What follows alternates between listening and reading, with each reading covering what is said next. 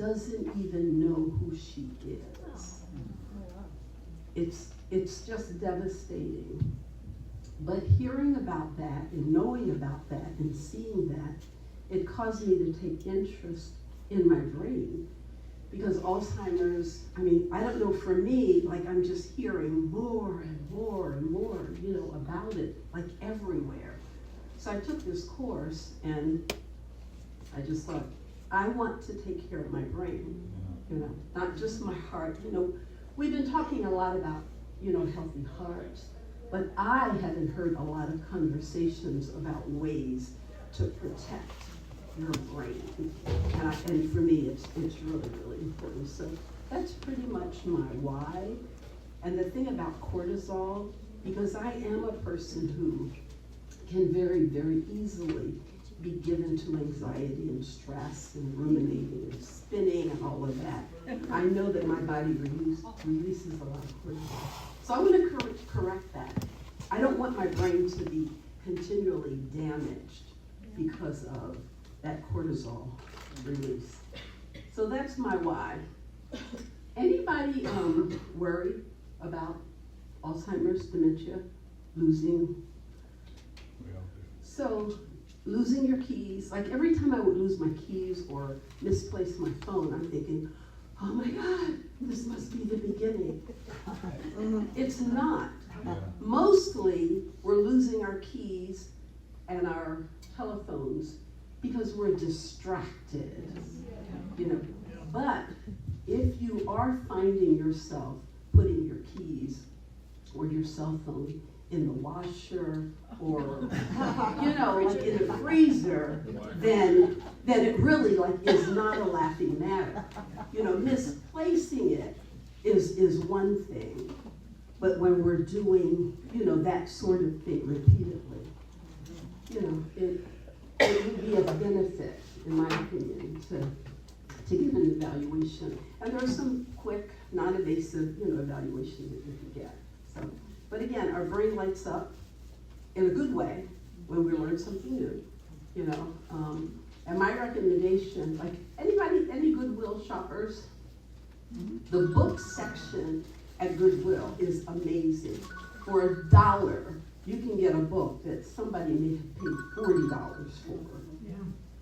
My recommendation is, next time you're at Goodwill, pick up 5-6 books, just subjects that you have had interest in, because what happens is, like when you have a cognitive, there's a term that I can't think of right now. Oh, a cognitive reserve. When you have a cognitive reserve, like as we get older, there's still enough stuff in there for us to draw from. So if you can envision like a library with 100,000 books, which would be our brain, if you lose 10,000 books, it's not a big deal. But if you only had 10,000 books in your library and you lose 9,000, you're in trouble. So it's to our advantage to be lifelong learners, because we want to build a cognitive reserve. And every time we put new information, it's like what? Get a puppy tree. You get a little puppy tree. Your brain lights up. And it's free. And it doesn't cost you anything. And here's a little bit of information that I learned last week. Did you know that kangaroos and emus cannot effectively go backwards? Who knew that? I knew about kangaroos. Say again? I knew about kangaroos. Emus can't eat. I don't even know what an emu is. Is that wild bird that runs across the football field with one of the jersey? Yeah. Liberty. Seen that Liberty commercial? But for me, that's a cool thing. And my brain lit up when I learned about it. And then I went a little bit deeper and found out it's on Australia's, coat of armor, their coat of mail. And they have a philosophy to always move forward. That's so cool. So they celebrate kangaroo and emu. So, so my brain lit up when I found that out. And I think it's really cool to just, again, to be a lifelong learner. Raquel has some papers for us.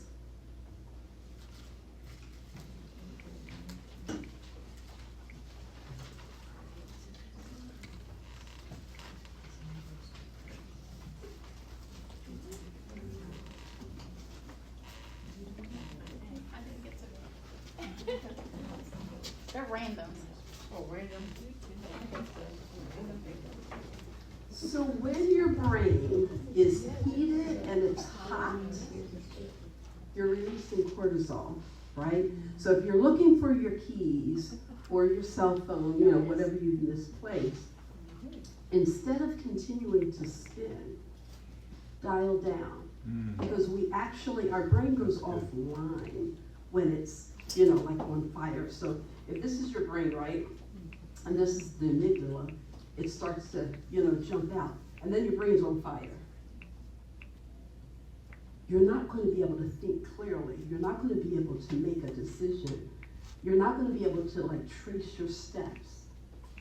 Dial down. Get that brain on fire. Get it back. Get it back online. And that thing that you're trying to figure out, that thing that you're trying to find, it will be much easier because the pathways will flow rather than, you know, a brain on fire. It's just not helpful. So, Raquel, that worksheet, can we pass that out?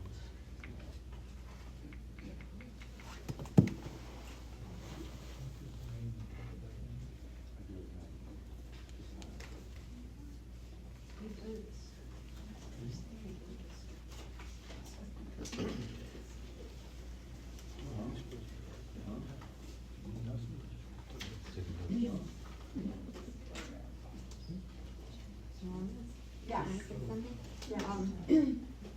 Years ago, I was counseling a friend. She was having trouble hearing God. And one of the things she said to me, in perfect peace and rest, you can hear him best. Oh, yeah. So actually, when you're anxious, you can't hear God as clearly. It's first you get peaceful, then you can hear his voice. And I remember that because so often when I'm talking to different people, God reminds me, I said, this is what he told me to tell my friend years ago, in perfect peace and rest, you can hear him best. So if you're having trouble hearing God's voice, it's probably because you're being you're nervous and anxious, Yeah. and you don't hear him that clearly. Yeah, and that's what science says. Science supports what scripture says. Raquel, I need one. I thought I had one, but I have something different.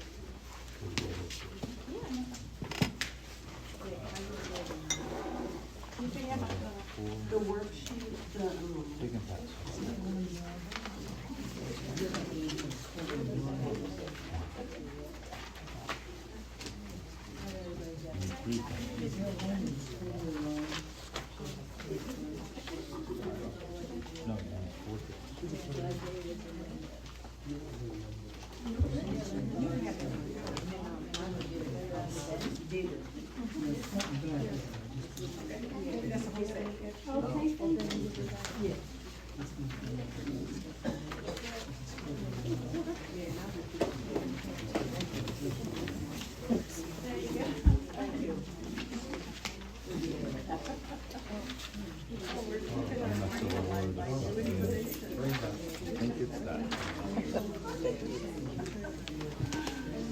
So Jack gets a prize. Here, Jack. Yeah, puppy treat. What do you do? Brain dump. You remember. You remember. So when you're holding on to information, right, like at night, maybe you get this like brilliant idea to do this thing or that thing. Write it down. Like, don't try to hold on to it. Like, I know it's a pain to get up and write it down, but our brains, like, it's actually mental clutter. When there's things we want to remember and we're struggling, it's like, oh, you know, I want to remember, you know, brain dump, you know, I need to get, you know, detergent at the store. Just write it. Like, keep a tablet somewhere, and it actually frees you up. You don't have to stress and strain. What was that thing that, you know, I was trying to remember? That thing that I needed to do? A short pencil is better than a long memory. But literally, like, write it down, and, you know, like, some of us will actually sleep better if we keep notes of the things that are important to do for the next day. So thank you, Jack. Brain dump. One of my favorite scriptures is Psalm 90, verse 12. So teach us to number our days that we may gain a heart of wisdom. And the Passion Translation says, help us to remember that our days are numbered, and help us to interpret our lives correctly. Set wisdom deeply in our hearts that we may accept your correction. Help us interpret our lives correctly. That is the season that I'm finding myself in, trying to interpret my life correctly. Somebody has Proverbs 16:31. Would you read it for us, please? 16:31. Would you read it? Yes. The sober head is the crown of glory. It is found in the way of righteousness. Do we even believe that? That silver hair is a crown of glory? Do we even believe that? Do we believe that? It's true. So who has Job 12:12? Wisdom is with aged men, and with length of days, understanding. Wisdom and understanding. It's in this room. Yeah. Are we interpreting our lives correctly? Are we recognizing that? Who has Job 32:7? Sage should speak, and multitude of years should teach wisdom. So some of our voices are way too silent. Age should speak. And what's the other part of that? Which one that? Wisdom? And multitude of years should teach wisdom. Multitude of years should teach wisdom. Guys, that's in the Bible. So saying I'm all washed up, there's nothing left, blah, blah, blah, blah, blah, blah, blah. I love it. Our voices should be heard by our grandchildren. Our children might not want to hear it so much, but if you give your grandchildren money, they'll listen, I promise you. I promise you. I can show you my text from Jada last night. You know, my 16-year-old granddaughter. You give her money, they'll talk to you. But we should speak. There's more for us to say. And forget that, whatever. We'll go to the next one. Leviticus 19:32. Where is it at? It says, you shall rise before the gray-headed and honor the presence of an old man and fear your God. I am the Lord. Do we believe that? When an older, seasoned saint walks in the room, we should honor them. Guys, this is in the Bible. Amen. This is in the Bible, and we've forgotten a whole lot of this stuff. My daughter, my firstborn, has 2 sons. They have raised those boys, those young men, through 24 and 23, to be so respectful. If they see not just me, their grandma, but if they see you carrying a bag, they will rush to you. And, hey, ma'am, could I help you? Could I serve you? I absolutely love it. But this is in the Bible. Who has Proverbs 20, verse 29? I do, Could you read it, ma'am? and I'm gonna claim it for women too. Yeah, I have the same one. The glory of young men is their strength, but the splendor of old men is their strength. Oh, no, The splendor of old men is their gray hair. Yeah. So I'm claiming it for women too. Yes, it is, it is. It makes us recognizable, you know, so. It looks like we have Leviticus 1932, there's a little bias there that I have for that one. There's something that I want to read, and I think it's on my phone.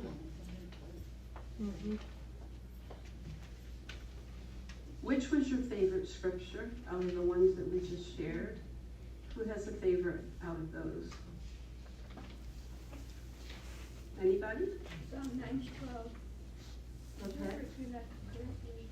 Yeah. Yeah. I don't know where.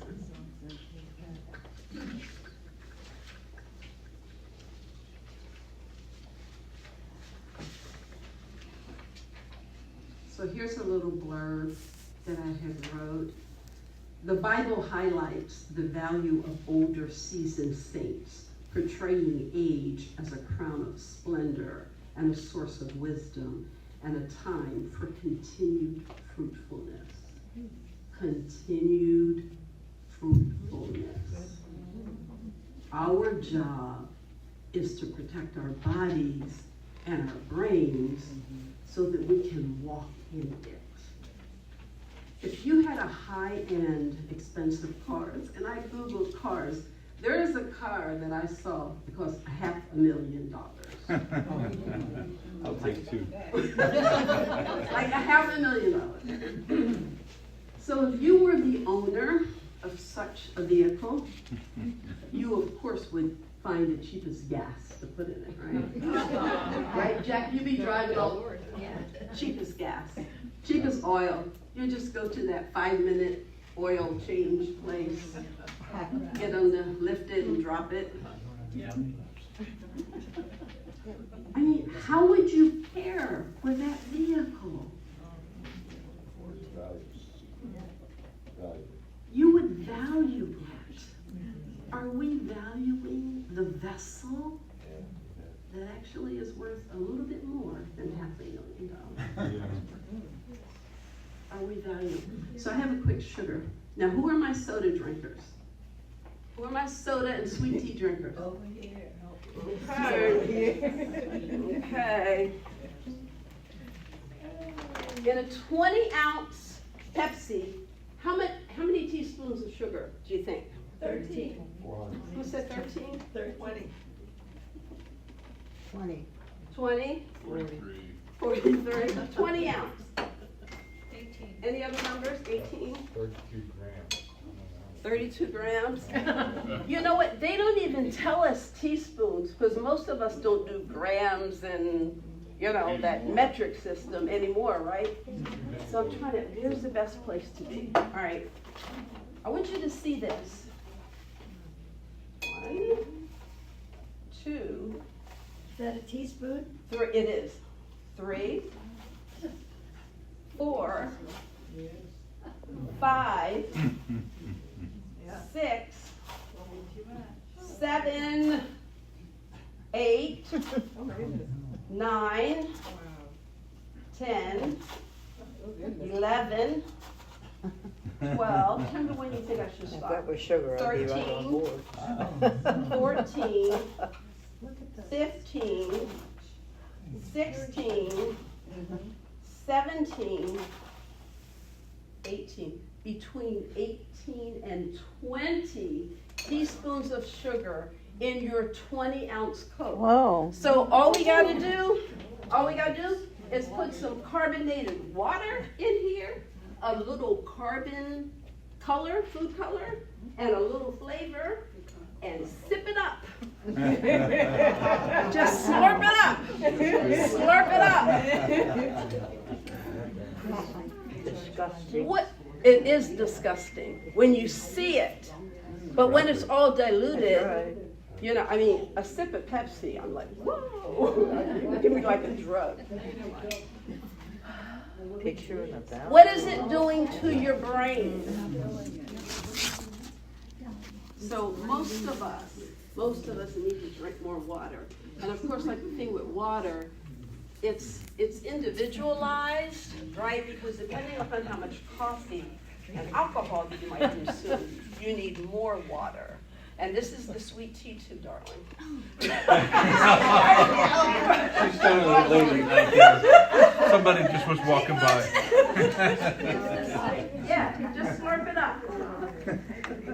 Is there any wonder that diabetes, type 2 diabetes is on the rise, and osteoporosis and all, and this raises the cortisol. Now, to have a sip of soda every now and then, obviously it's not gonna kill you, but shouldn't be a steady diet, you know, it should be a rare. Are you done? That was perfect. That was Are you good. done? That's where you started. You're Many years ago. I feel much better about my coffee now. She's leaving. I only put 2 tablespoons in that. You know that if you are on cocaine and you have a sugar diet, in an X-ray, they don't look the same. So I can't decide which to quit, my cocaine or Cocaine and sugar on X-ray shows like the same, it measures the same. So they did an experiment with rats with cocaine and Oreo, like the cream-filled Oreo stuffing. The rats picked the Oreos, they didn't want the cocaine. They picked the sugar. I mean, sugar is a drug, it really, really is, we can't get away. You know, we can't call And it's it anything. addictive. And it's highly addictive. And it's GMO. And it's yeah, and this is, here's a good sugar, this is a good cane, you know. But yeah, it's highly, highly addictive. I wonder why our kids, you know, our grandchildren are like screaming for the McDonald's fries and all this junk and like there's sugar in all of it. There's more sugar in ketchup than chocolate ice cream. Wow. Which is why, like my kids just want, or they used to want the pack of ketchup. They don't even want the fry, like they just, you know. Yeah. But it's because of the sugar, and it really is highly, highly, highly addictive. Yes, so there's this, anybody heard of the Blue Zone? Anybody into like the whole Blue Zone thing? It is so cool. Blue Zone, Blue Zone, Blue Zone. So there are a couple regions around the world where people are living healthy, good lives up to 100 years old, and sometimes even over. They're not in nursing homes, they're not sick, they're healthy. And there's a certain way that they eat and live. So, somebody help me read. What's the first bullet point? So in the blue zones, right, people aren't like pumping iron and treadmilling. They're gardening, they're walking, they're moving naturally. I know that there used to be a chair exercise class here. Are they still doing? Are you still doing the chair exercise? Not right now. Because there are some cool things that you can actually do seated if you have limited motion in a chair. Should I demonstrate it or not? Yeah. So I need a chair. Which one here?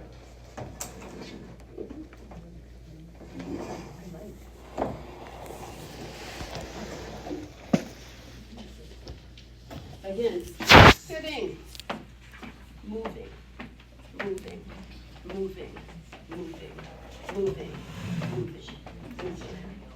And here's one that's a good cardio in the chair, is elbow as close to your knee as you could get it. And if you could do 10, 15, you'll literally feel, you know, feel your heart pumping. And you're not straining your joints in any kind of way. And your brain craves oxygen. So you're getting oxygen into your brain. And you could lift your leg up and do it that way. Lifting, lift your leg. You know, this gets your knees loosening, you know, your joints here, your legs. And it's all in the chair.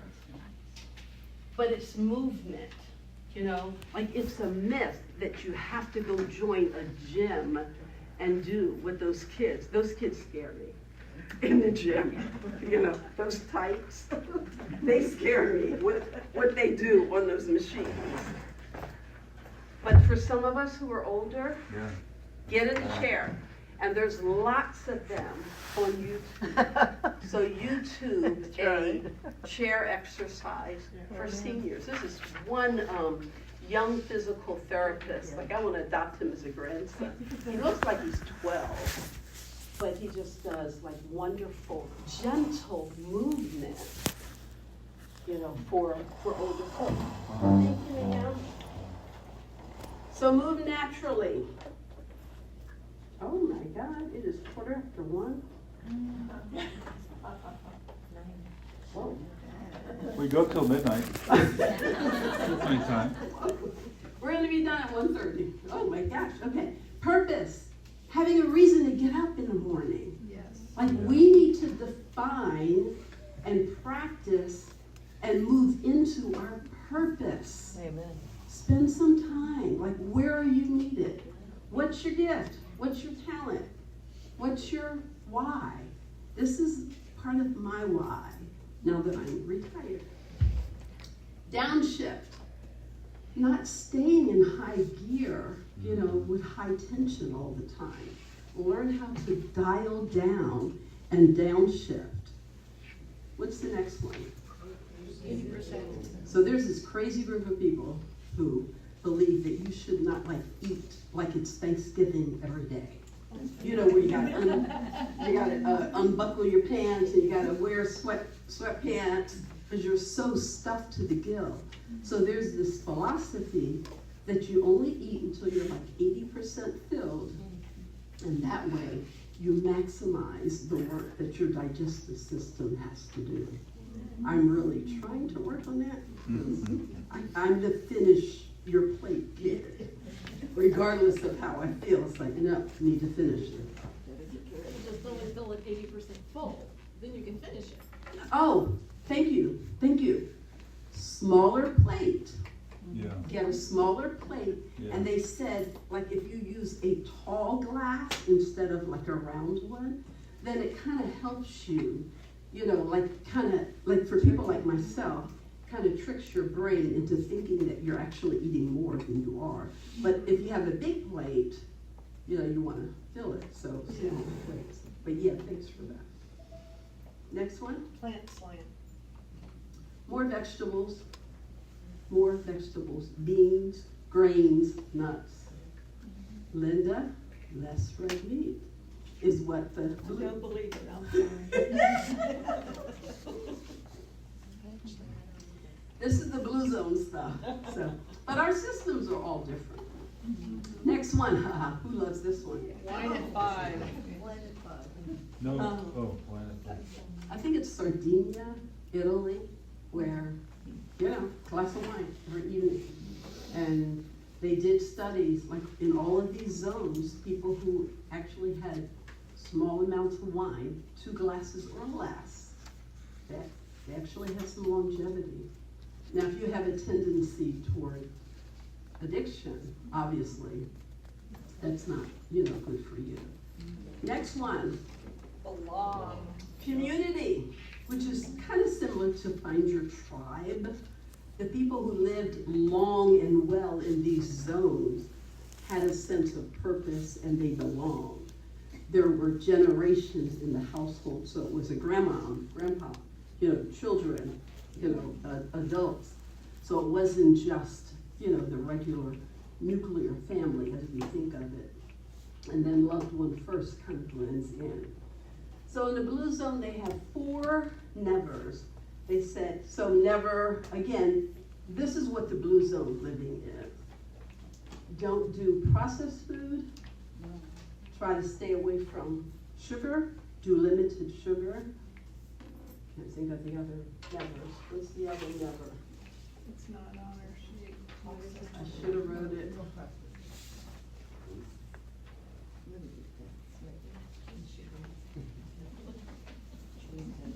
Wine at 5. That's an always, not a never. The nevers has to do with the salt and the packaged sweets. If somebody wants to bake me a pound cake, I will gladly accept it, gladly.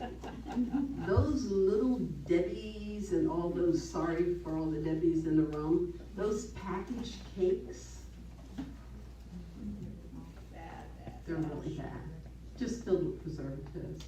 Yeah. So if you want something sweet, it's really best to try to bake it yourself or make friends with somebody who bakes. I love Diana cake. Yeah. And then the always is to always choose whole grains, a handful of nuts, beans, fruits, and vegetables. So those are some tips from. Could you repeat that again? The always are nuts, grains, what else did I say? And fruits and vegetables. Okay. Yeah. And beans, yeah. How many of you grew up on beans? My mother and grandmother would make a pot of beans, and it was a staple. And I wonder, if that's not a reason why some of our bones are strong and dense, because that's how we were raised. We didn't have a whole lot of meat, and dessert was a rarity. We had grains and, beans, a lot of beans. So we're going to talk about clutter a little bit. There's physical clutter, just stuff, all over. So Google says that the average American home has 300,000 items in it. 300. I fact checked myself like several times. And of course, that's a home with children, but that's a lot of stuff. Now, they're counting paper clips and ink pens and kitchen items. And again, like we laugh, but some of us have a lot of extra stuff that, do you need 13 spatulas? Maybe you do, 15 potato mashers, how many sets of silverware do you really, really need? But each item has its own, I forget what they call it, but like its own energy, almost like they have a voice, because you have to care for that stuff. And when you start to declutter, your brain actually gets happy. Anybody like going into a fresh, clean, high-end hotel room? It just, why? No clutter. Less clutter. It's peaceful. The sheets, it's clean. Everything's in its place. Everything. It makes your brain happy when you have, and David said, he brought me into a wide open space. Wow. And to me, that speaks of a place where I don't have a whole lot of stuffed animals and pillows and blankets all on my head, and I have to kind of push stuff away in order to walk through the room. It doesn't make your brain happy at all. So getting rid of the physical clutter. There's digital clutter. Some of us have too many emails and too much stuff, Clearing that out is actually helpful because it weighs on you subconsciously. It has a weight, mental clutter, like too many tasks, too many things, like spinning in our brain. We need to figure out how to, minimize some of that stuff. Spiritual clutter, some of us need to do some forgiving and to clear out and maybe not listen to all of the voices out there. Like, it's so much. We maybe simplify. Did you do emotional? I don't know. Yeah, I skipped it.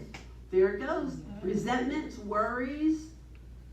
It taxes our emotional stability. So, getting our emotions, like some of us, I think, would benefit from talking to somebody about some of the stuff, releasing some of the emotional burden, because some of us have been silent for too long and need to purge, get that stuff. Financial clutter, bills may be piling up and things that you need to take care of.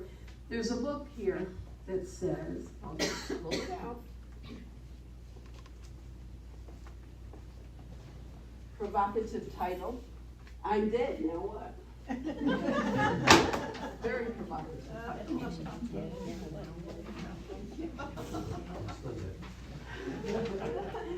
But it speaks to preparing, like getting your house in order. There's things that we may be putting off, the wills, the clearing the paper, whatever it might be, like it actually helps your brain to have your house in order. Visual clutter, watching the news, like seeing stuff constantly bombarded with visual things that they're just taxing your brain. Schedule clutter, some of us, our schedules are just too packed. Trying to do 3-4 things in a day. Antoinette? That visual clutter, you walk into McDonald's, and I think we all have little ones, or maybe know some, or tell somebody else. That visual clutter, they're like, okay, ice cream, and it's clicking. This is what we're challenging the babies to, that's part of their life. I just wanted to make you aware of that. Yeah. It's a bad thing. So TikTok, I don't know how many seconds it is, but maybe 15 seconds, and it changes, and it changes, and it changes, and it changes. I'm living in a house right now with an 8-year-old and a 10-year-old, and unfortunately, there's some media stuff. But I get dizzy, literally, it makes me dizzy to watch when they're doing. It's like, I just saw this one, and now it's another one, it's on. Anybody have any experience with TikTok? It's nuts, and it's changing the brains of the generation. It's changing their brains.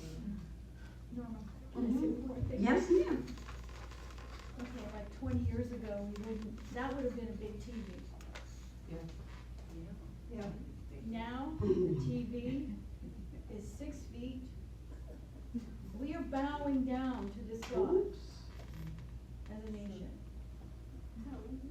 And look where it's at. It's not on the floor. Okay, on a happy note, go ahead.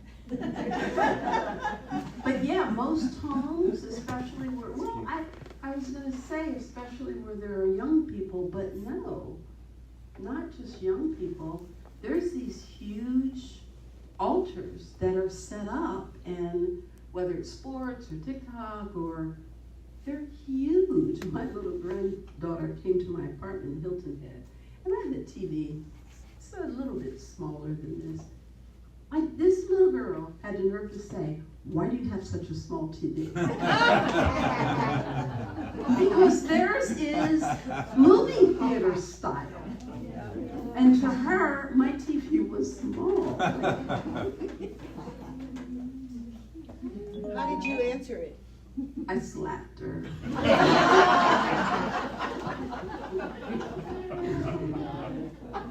No, I was just, she said, what's your scripture? And multitude of years should teach wisdom. Yeah.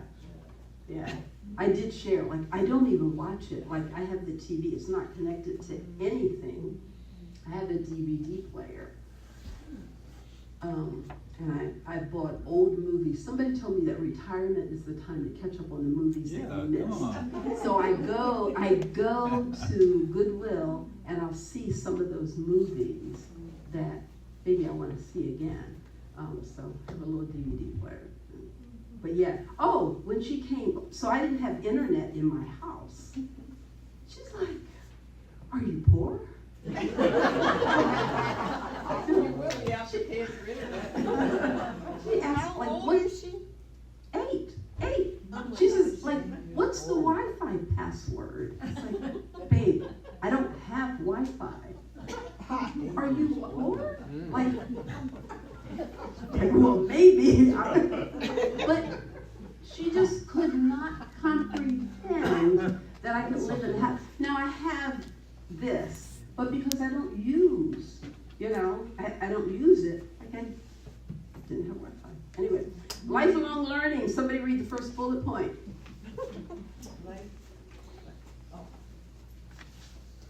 Lifelong learning keeps the brain active, building cognitive reserve, extra neural pathways that delay signs of aging.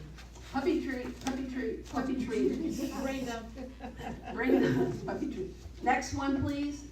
Brain reserve acts like the brain's emergency fund. New experiences, reading, and creativity deposit into it.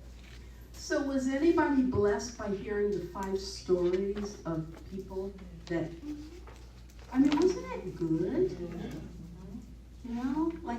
And I believe we should be having more conversations with each other.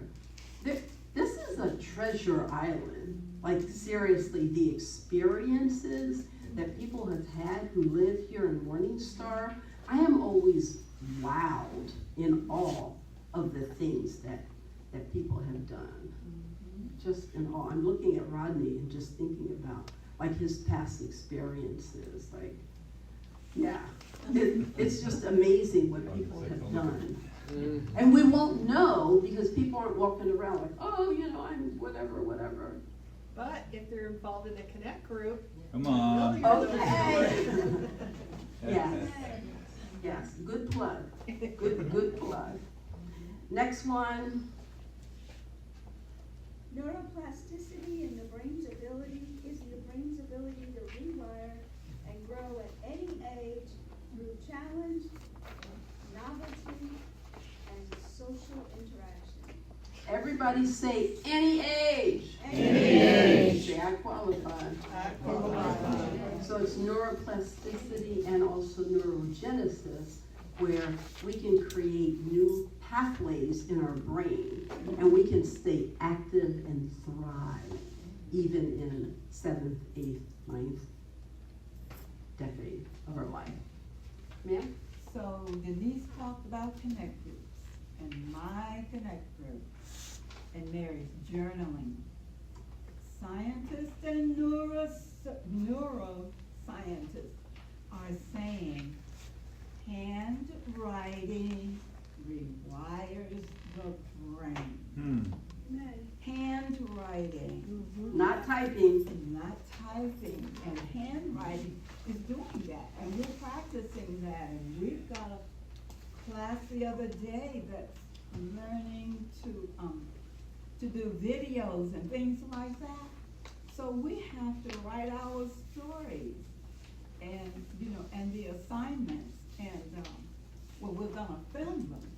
But for me, that means writing first. And so handwriting, check with Dr. Daniel Amen, A-M-E-N, you may know him, on Diary of a CEO. Where he talked about it. Mark Verkler has been doing it for years, 2-way journaling. God healed, writing out is healing. So handwriting. Yes. Back to writing. Yeah. What about hand printing? That's the same. I imagine it could be the same. Yeah. The way it was presented to me, handwriting, and I know some people, I knew some of my members did not do cursive writing because of their students. And so cursive may be a little bit higher level, but if you're gonna get real paper and a pen, even if you're printing, it's imprinting your brain in a different way than, you know, if you're just constantly typing. Yeah. I'm gonna ask Raquel to do one, not right now, I'm gonna send it to you, to do a flyer for me. We're gonna go to Lake Norman, a bunch of us, and do a whole Healthy Brain Weekend Jumpstart Retreat where we're gonna have live Mediterranean cooking demonstrations, foot detox stuff, and gentle moving, and a whole lot of stuff. So I'm gonna get her to print that brochure because Is that something pending that you're planning to do? it's April 23rd, I think.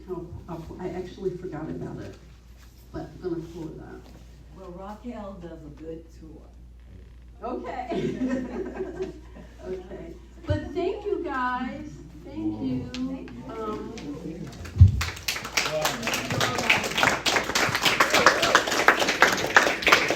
Wow, let's take a vote. Should we invite her back sometime? Yeah.